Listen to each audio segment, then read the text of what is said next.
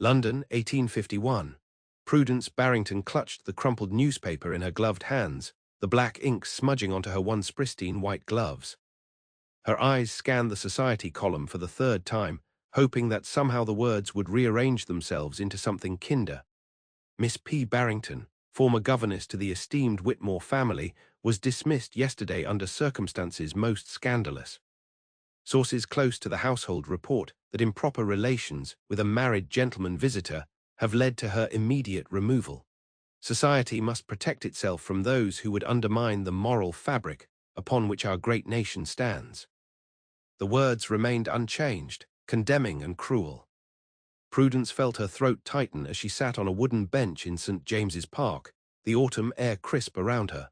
She had exactly £27 to her name, no references, and now no reputation. They will believe what they wish to believe, she whispered to herself, a mantra she had repeated since childhood when her mother had abandoned her to the care of distant relatives.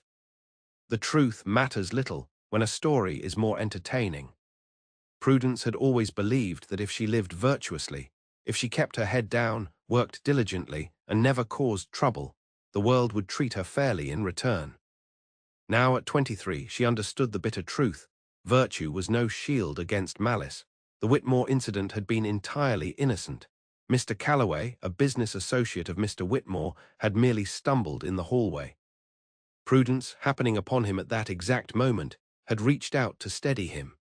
Mrs. Whitmore had rounded the corner to find Mr. Calloway's hands upon Prudence's waist and Prudence's hands upon his shoulders. The tableau, frozen for just an instant, had been enough to seal her fate. No explanations were permitted, no defense allowed. By nightfall, she had been dismissed without references and with only the wages owed to her. "Excuse me, miss, are you quite well?" Prudence startled, looking up to find a gentleman regarding her with concern. Tall and imposing in a perfectly tailored black coat, he cut a striking figure against the autumn foliage. His expression was one of genuine concern rather than the judgment she had come to expect. "I am perfectly well, sir. Thank you for your concern." She folded the newspaper hurriedly, attempting to hide the source of her distress. The gentleman's eyes, a remarkable shade of grey that reminded her of storm clouds, flickered briefly to the paper before returning to her face. "You seem distressed. Might I be of assistance?" "My carriage is nearby if you require transportation." "No, thank you," Prudence replied firmly. "I do not make a habit of accepting assistance from gentlemen I do not know." A hint of a smile touched his lips. "Quite right. Allow me to introduce myself. Quentin Kensington, Duke of Westmoreland." Prudence nearly dropped her reticule. Even in her sheltered existence as a governess, she knew of the Duke of Westmoreland. His reputation for fairness in business and philanthropy was as well known as his formidable presence in Parliament. "Your Grace," she murmured, lowering her eyes respectfully. "I am Miss Barrington." "Miss Barrington," he repeated, his deep voice somehow warming the chilly air between them. "The same Miss Barrington featured in today's gossip column, I presume." Prudence felt the blood drain from her face. "You've read it?" "I have. I make it a point to read even the most insipid sections of the newspaper. One never knows where valuable information might hide." He gestured to the empty space beside her on the bench. "May I?" Too stunned to object, Prudence nodded. The Duke sat beside her, maintaining a proper distance that nonetheless felt strangely intimate. "I knew Thomas Whitmore at Oxford," he said conversationally. "A small-minded man with grand ambitions. His wife is no better, perpetually grasping for higher social connections." "I should not speak ill of my former employers," Prudence replied automatically. "Admirable loyalty, particularly when it is undeserved." He studied her for a moment. "The allegations are false, I assume?" Prudence met his gaze directly for the first time. "Entirely, Your Grace, but it hardly matters now. In situations such as these, the truth is irrelevant. The accusation alone is enough." "It shouldn't be." His voice hardened with conviction. "And in a just world it wouldn't be." "We do not live in a just world, Your Grace." "No," he agreed, "but we might work to create one." Before Prudence could respond to this puzzling statement, the Duke rose to his feet. Miss Barrington, I have a proposition for you. Prudence stiffened, instantly wary. Propositions from gentlemen, especially to women in her precarious position, rarely ended well. The Duke seemed to read her thoughts. I assure you it is entirely respectable. My great-aunt, the Dowager Duchess of Westmoreland, requires a companion. She is elderly, rather opinionated, and has exhausted the patience of the last 3 ladies who attempted the position. The salary is £40 per annum, with room and board at Kensington House here in London. Prudence stared at him in disbelief. You're offering me employment after reading that article. I'm offering you employment because of that article, Miss Barrington. I recognize spite when I see it. Furthermore, I trust my judgment of character over idle gossip. He extended his hand, offering a small calling card. Should you be interested, present yourself at Kensington House tomorrow at 10 o'clock. My aunt will interview you herself. Prudence accepted the card with trembling fingers. Why would you do this for a stranger? The Duke's expression softened almost imperceptibly. Perhaps I simply believe that one moment of misfortune should not define a person's entire future. He bowed slightly. Good day, Miss Barrington. As she watched him stride away, Prudence felt something she had not expected to feel again so soon: hope. Kensington House stood imposingly on Berkeley Square, its classical facade speaking of generations of wealth and influence. Prudence approached it with her heart hammering in her chest, dressed in her best, and only, presentable gown, a serviceable navy blue wool that had seen better days. The butler who admitted her, a dignified gentleman named Grave, led her through the grand entrance hall with its soaring ceilings and ancestral portraits.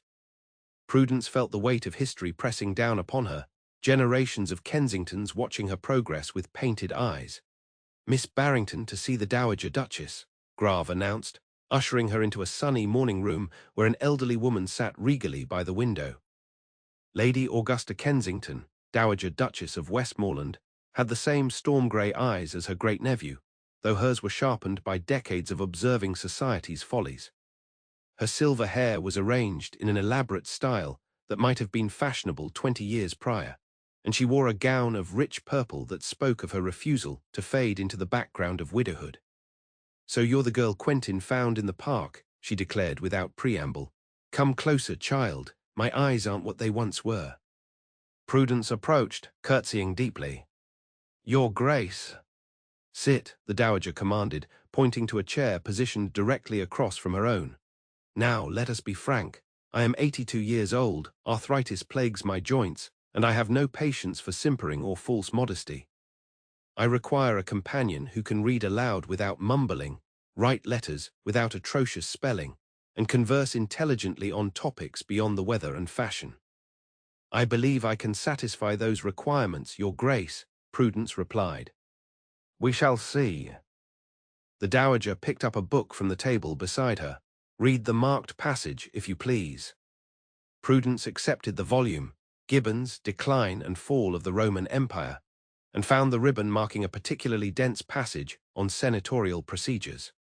She read clearly and with proper inflection, having had much practice reading to her previous charges. When she finished, the Dowager nodded approvingly. "Good. Now, what is your opinion on the Roman approach to governance as compared to our current Parliament?" The interview continued in this vein for nearly an hour, with the Dowager testing Prudence's knowledge on history, literature, music, and even basic mathematics. Finally, apparently satisfied, Lady Augusta rang a small silver bell. "You'll do," she declared as Grave appeared at the door. "Grave, show Miss Barrington to the blue room in the east wing. She will be joining our household as my companion." "Yes, Your Grace." "You may begin tomorrow, Miss Barrington, 9 o'clock sharp. I breakfast at 8:30, but I don't expect you to join me until you've settled in." The Dowager's expression softened slightly. "Quentin mentioned your circumstances. While in my employment, you need not fear for your reputation. The Kensington name will shield you from gossip." Prudence felt tears threatening and blinked rapidly to dispel them. "I am most grateful, Your Grace." "Save your gratitude for when you've endured a week of my company," the old woman replied dryly. "Many find me intolerable after the first day." Life at Kensington House fell into a comfortable routine for Prudence. Each morning, she would join the Dowager for a review of correspondence, followed by reading aloud from newspapers, novels, or scholarly works. Afternoons might include accompanying Her Grace on short carriage rides through the park, assisting with her extensive charitable correspondence, or simply providing company while the elderly woman napped. For the first time since the scandal, Prudence felt safe. The Dowager, for all her sharp tongue and exacting standards, treated her with a respect that Prudence had rarely experienced in her previous positions. She had her own comfortable bedroom, ample free time in the evenings, and access to the Duke's extensive library, a privilege she treasured above all others. She rarely saw the Duke himself. He divided his time between his parliamentary duties, his country estate in Derbyshire, and various business interests. On the occasions when their paths did cross, he was unfailingly polite but distant, as befitted their respective stations. Sometimes, however, she would catch him watching her with an intensity that made her heart beat faster. It was during one such evening, nearly 2 months after she had joined the household, that everything changed. The Dowager had retired early, complaining of a headache. Prudence, finding herself unexpectedly free, had ventured into the library to return a volume of poetry and select another book for her personal reading. She was reaching for a copy of Jane Eyre when the library door opened. "Miss Barrington," the Duke said, sounding surprised, "I thought my aunt had claimed your services for the evening." "Her Grace has retired early, Your Grace," Prudence explained, curtsying. "I was merely returning a book." "No need to leave on my account." He gestured to the comfortable chairs by the fireplace. "The library is large enough for both of us." Prudence hesitated, acutely aware that being alone with the Duke in the evening hours might be considered improper, despite the fact that he was her employer's relative, and the encounter was entirely innocent. The Duke seemed to read her thoughts. "The door shall remain open. Miss Barrington and Grave will be serving tea shortly. Your reputation is safe with me." Something in his tone, a hint of bitterness, perhaps, caught Prudence's attention. "I did not mean to imply otherwise, Your Grace." "No, but you were thinking it, with good reason." He moved to the decanter on a side table and poured himself a small measure of brandy. "Society has taught you to be wary, and recent events have only reinforced that lesson." Prudence selected Jane Eyre from the shelf and clutched it to her chest like a shield. "May I speak frankly, Your Grace?" He looked surprised but nodded. "Please do. You have shown me great kindness, offering employment when others would have shunned me. Your aunt has been equally generous, but I cannot help wondering why. Why would you extend such consideration to a stranger, based solely on a momentary encounter in a park?" The Duke studied his brandy for a long moment before answering. "My mother was ruined by gossip," he said finally. "Not unlike your situation, though the circumstances differed. She was accused of infidelity, falsely, but my father believed the allegations. He cast her out when I was just 10 years old. She died alone 3 years later, her reputation in tatters, while the true culprit, the man who had fabricated the lies when she rejected his advances, continued to move freely in society." Prudence felt a surge of compassion. "I'm so sorry. It taught me that society's judgment is often swift, cruel, and wrong." He took a sip of brandy. "When I saw that article about you, I recognized the same pattern. Someone wanted to harm you, and they used society's eagerness for scandal to do it." "Mrs. Whitmore," Prudence said quietly. "She believed I had caught her husband's eye. I hadn't, nor would I have encouraged such attention if I had. But she saw what she wanted to see." The Duke nodded. "People often do." A comfortable silence fell between them, broken only by the crackling of the fire. Prudence found herself studying the Duke's profile, the strong line of his jaw, the slight furrow between his brows that suggested habitual deep thought. "Have you enjoyed Jane Eyre?" he asked suddenly, noticing the book in her hands. "I haven't yet read it," Prudence admitted. "My previous employer considered it inappropriate for a governess to read novels. She feared I might neglect my duties or fill the children's heads with romantic notions." The Duke's expression darkened. "The Whitmores sound increasingly disagreeable with every new detail I learn." "They were." Prudence searched for a diplomatic description. very concerned with appearances. Unlike my aunt, who cares not a whit for what others think, the Duke's expression warmed with genuine affection. She speaks highly of you, by the way. Says you're the first companion who doesn't make her want to commit murder within a week. Prudence laughed despite herself. Her Grace has a unique way of expressing approval. Indeed she does. He hesitated, then added, I'm hosting a small dinner party tomorrow evening. My aunt mentioned she'd like you to join us, if you're amenable. Prudence's laughter died in her throat. Join as a guest. Yes, as a guest. Is that so surprising? It's just that, well, I'm your aunt's companion. I'm not of the same social standing as your usual dinner guests. The Duke set down his brandy glass with deliberate care. Miss Barrington, in this house, you are whatever you wish to be. My aunt sees you as a friend, not merely an employee. I would be honored if you would join us. Before Prudence could respond, Grave appeared with a tea tray. The moment of intimacy was broken, but as Prudence excused herself to her room, she felt a curious lightness in her steps. The dinner party was small by society standards, just 12 guests including Prudence. The Dowager had insisted on lending Prudence a gown for the occasion, a beautiful creation of deep emerald silk that had belonged to the Duke's late mother and had been carefully preserved. It suits you, the Dowager declared as her lady's maid made final adjustments to Prudence's hair. Celeste was about your size when she was young, such a beautiful woman. Quentin has her eyes. Prudence smoothed the luxurious fabric, feeling both honored and uncomfortable. Are you certain this is appropriate, Your Grace? I don't wish to presume. Nonsense, the Dowager interrupted. The gown has been sitting in storage for 20 years. Better it should be worn and admired than continue gathering dust. Besides, Quentin approved the loan himself. This knowledge sent a flutter through Prudence's stomach that she tried desperately to ignore. She had spent the past 2 months carefully avoiding examination of her growing feelings for the Duke. He was her employer's relative, a man so far above her station that any attachment would be not merely inappropriate, but impossible. Yet as she descended the grand staircase to join the gathering in the drawing-room, she found his eyes immediately seeking hers. The look that passed between them sent heat racing through her veins. Miss Barrington, he said, crossing the room to greet her, you look lovely this evening. Thank you, Your Grace, she replied, acutely aware of the other guests watching their interaction with varying degrees of curiosity. Lady Augusta was most generous in lending me this gown. It suits you perfectly, he said, his voice low enough that only she could hear, though I suspect anything would. Before Prudence could recover from this unexpected compliment, the Duke was leading her around the room, introducing her to his guests. Most were political associates or childhood friends, and all treated her with perfect courtesy, though she noted several speculative glances exchanged when the Duke's attention was elsewhere.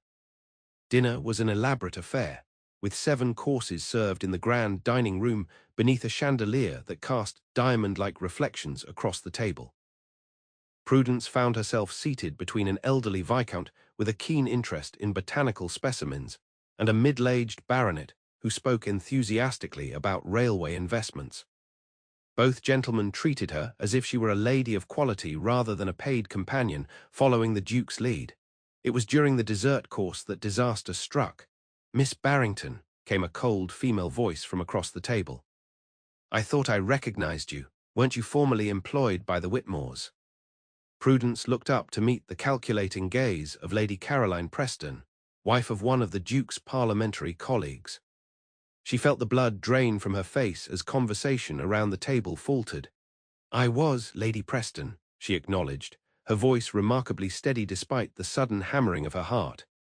How curious to find you here as a guest, Lady Preston continued, her tone deceptively light. I had heard you left their employ under rather unusual circumstances. The Duke set down his wine glass with deliberate precision.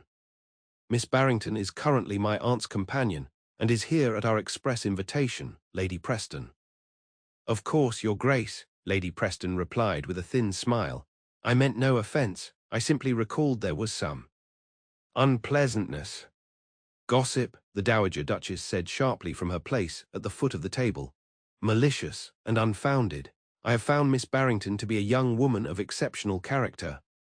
Prudence felt a rush of gratitude toward the elderly woman, but the damage was done. She could see the subtle shift in several guests' expressions, the flicker of recognition, the slight widening of eyes as they connected her name to the scandal. "If you'll excuse me," Prudence said quietly, placing her napkin beside her plate. "I believe I need some air." She rose and left the dining room with as much dignity as she could muster, making her way swiftly to the small conservatory adjoining the rear of the house. There, surrounded by the dowager's prized orchids, she pressed trembling hands to her flushed cheeks. "It will never end," she whispered to herself. "No matter where I go, the story will follow. Not if I have anything to say about it." Prudence turned to find the Duke standing in the doorway, his expression a storm of contained fury. "Your Grace, you shouldn't have left your guests. They can entertain themselves for a few minutes," he said dismissively, coming to stand beside her. "Are you all right?" "I'm fine," she lied. "Merely embarrassed." "You have nothing to be embarrassed about." His voice was tight with anger. "Lady Preston, on the other hand, will find herself removed from our guest list permanently." "Please don't make a scene on my account," Prudence pleaded. "It will only give people more reason to talk." "Let them talk." He paced the narrow path between the potted plants. "I've spent my entire life watching people destroy others with words. My mother, numerous political opponents, even friends who dared step outside society's rigid expectations. I'm tired of it." Prudence watched him, struck by the intensity of his emotion. "Your Grace." "Quentin," he interrupted. "When we're alone, at least, I wish you would call me Quentin." The request startled her. "That would be highly improper." "So is my desire to kiss you at this moment," he said bluntly, "but that hasn't prevented me from thinking of little else for weeks." Prudence felt as if the floor had suddenly tilted beneath her feet. "Your Grace."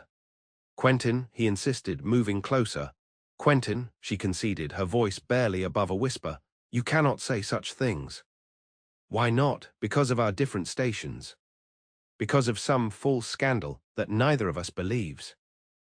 "Because it cannot lead anywhere," Prudence replied, forcing herself to be practical despite the yearning his words had awakened. "You are a duke. I'm a governess turned companion. The world has very clear ideas about such relationships, and none of them end with respect for either party." He stepped closer, close enough that she could detect the faint scent of sandalwood that clung to his evening clothes. "I have never particularly cared what the world thinks." "You should," Prudence insisted. "Your position demands it." "My position," he said softly, "allows me certain freedoms that others lack, including the freedom to follow my heart rather than society's dictates."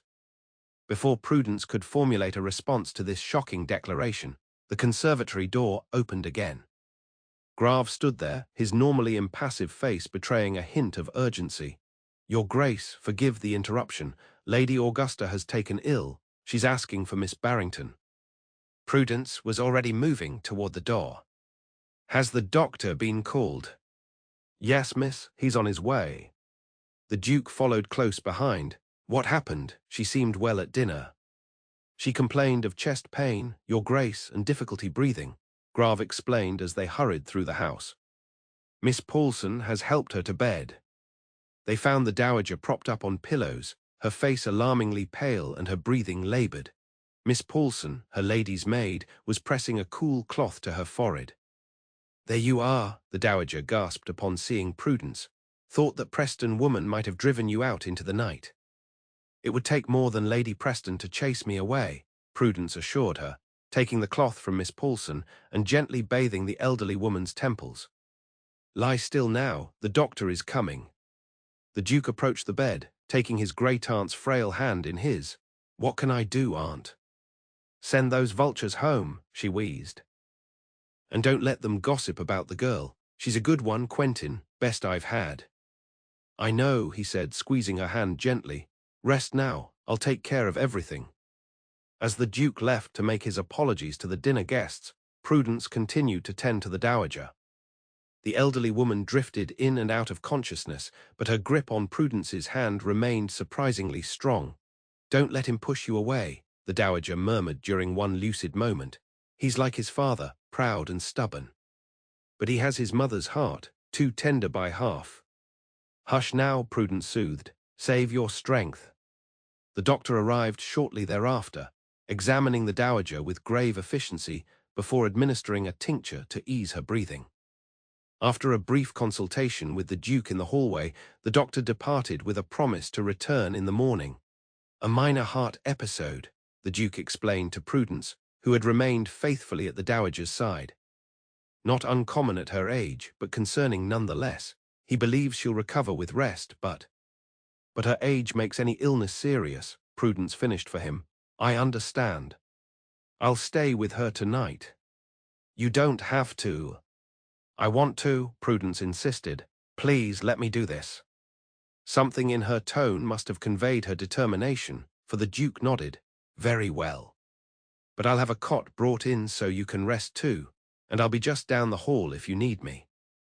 As the night progressed, the dowager's condition stabilized. Her breathing eased, and she fell into a more natural sleep. Prudence maintained her vigil from a comfortable chair beside the bed, dozing occasionally but waking at the slightest sound from her charge. It was near dawn when she felt a gentle hand on her shoulder.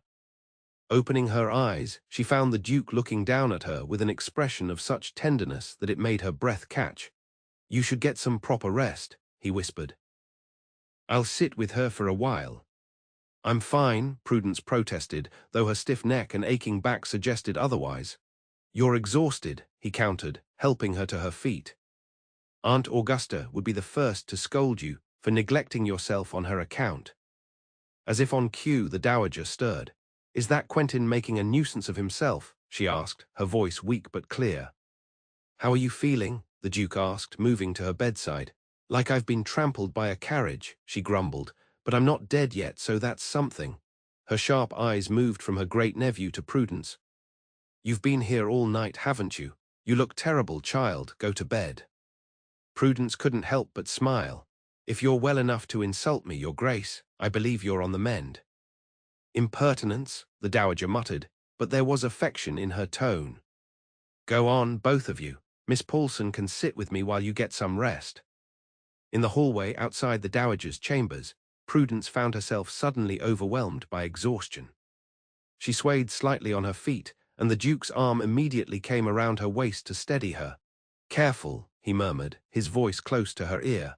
"I'm fine," she insisted, though she made no move to pull away from his support. "Just tired."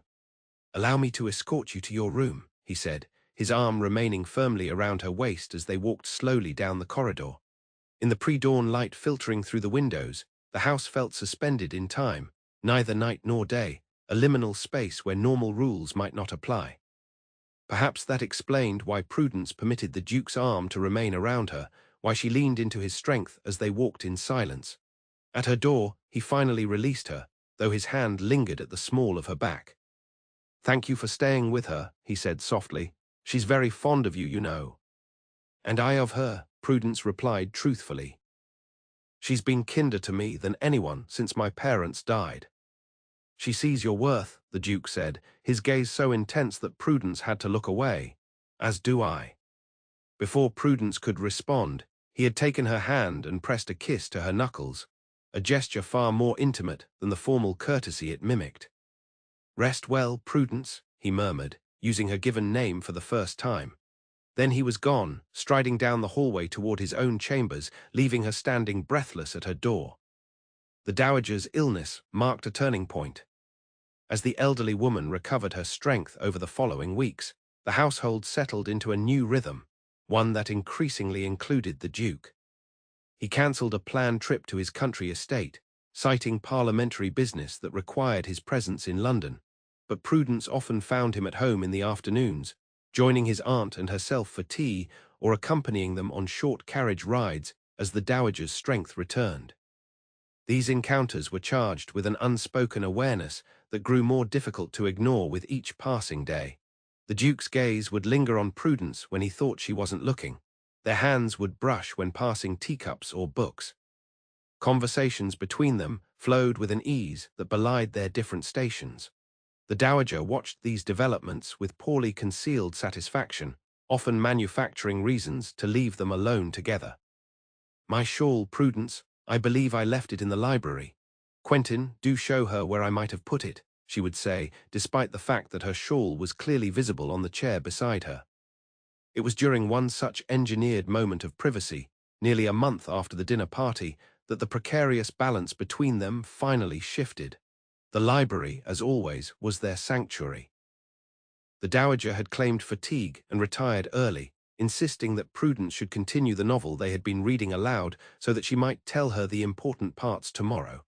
The novel in question was Pride and Prejudice, and the dowager had left them at the pivotal scene of Mr.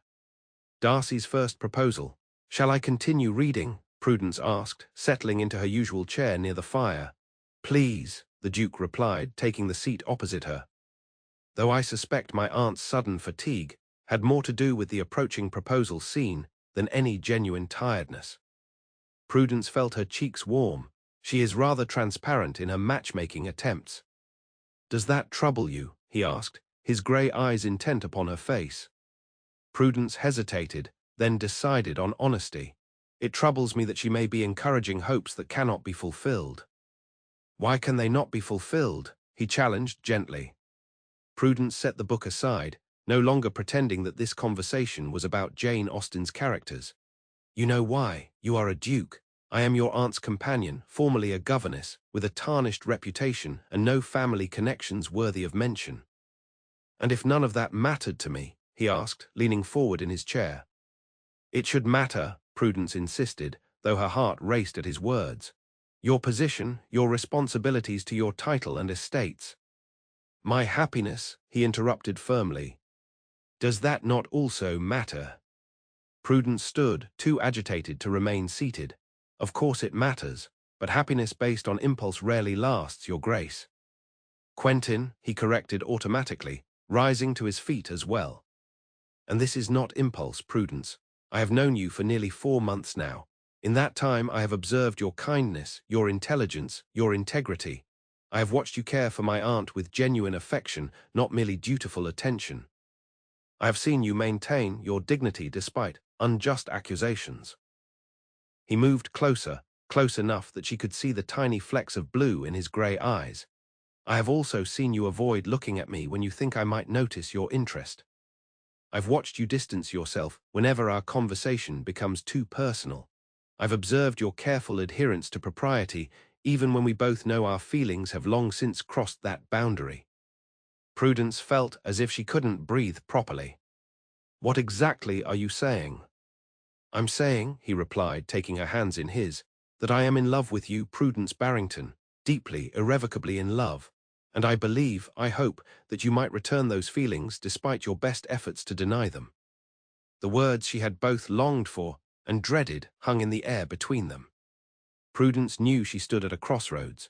The practical, self-protective part of her urged caution reminded her of the chasm between their social positions and the inevitable judgment they would face. But another part, the part that had been awakened by his kindness, his respect, his unwavering belief in her, pushed her toward honesty. "I do return them," she admitted softly. "God help me, I've tried not to, but I do love you." The joy that transformed his features made him look younger, almost boyish.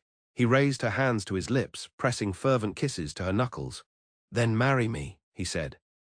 "Be my duchess, my partner, my love." Reality crashed back upon her with brutal force.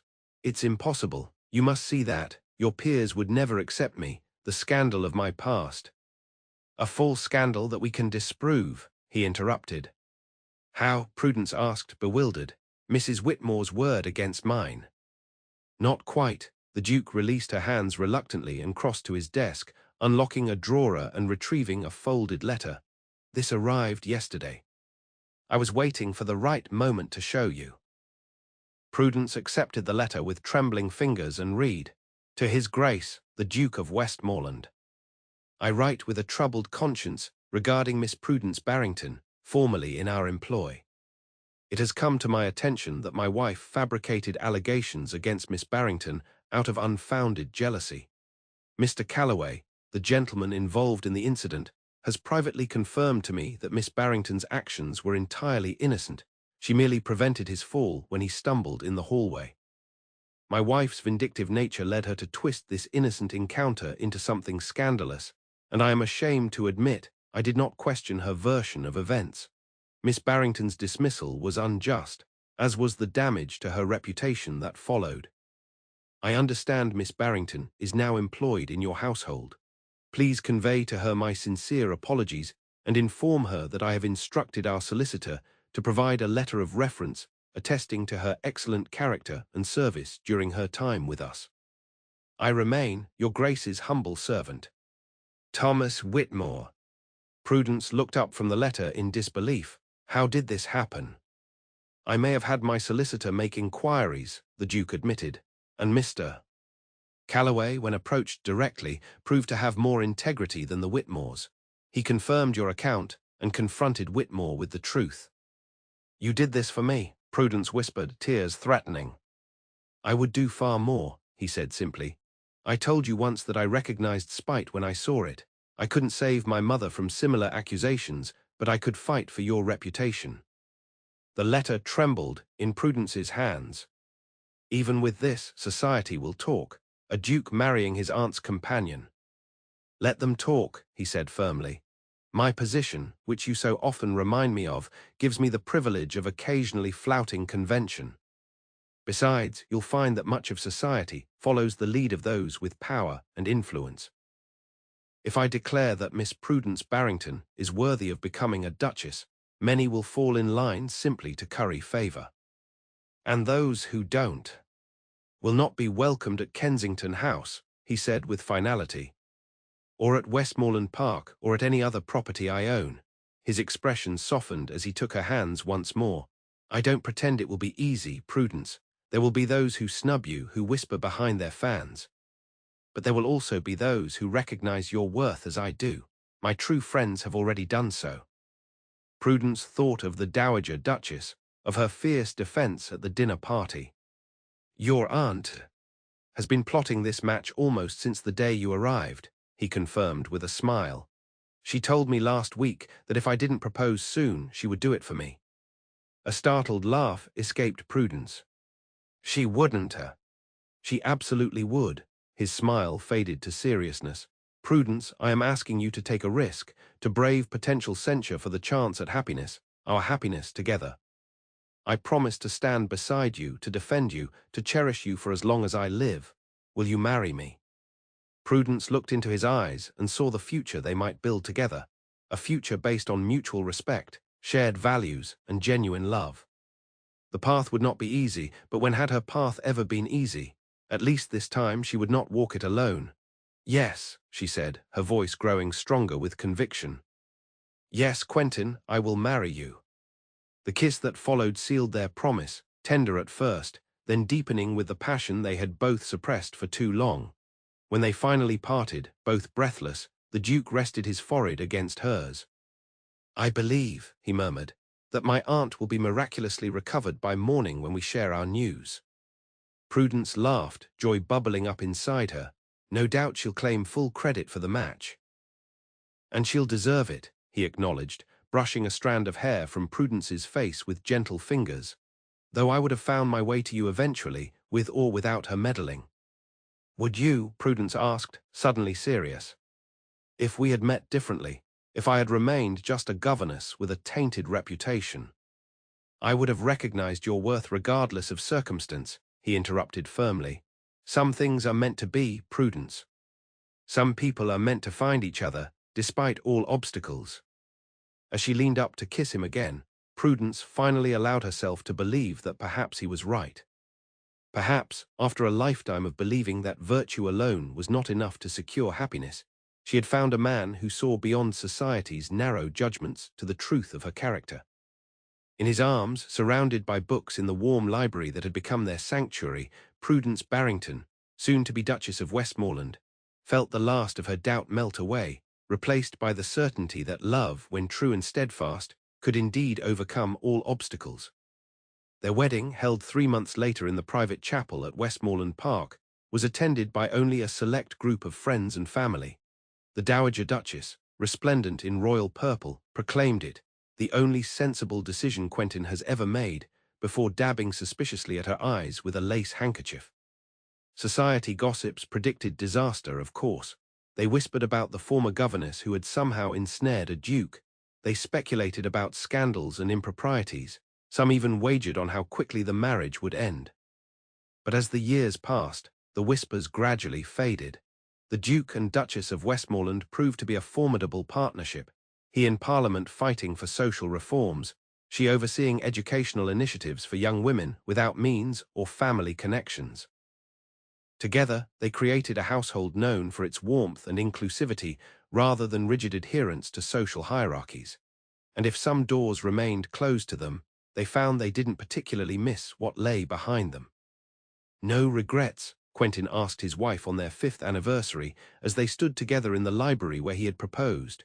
Prudence, carrying their second child beneath her heart, smiled up at him. "Only that I wasted so much time, doubting what you saw so clearly from the beginning." "And what was that?"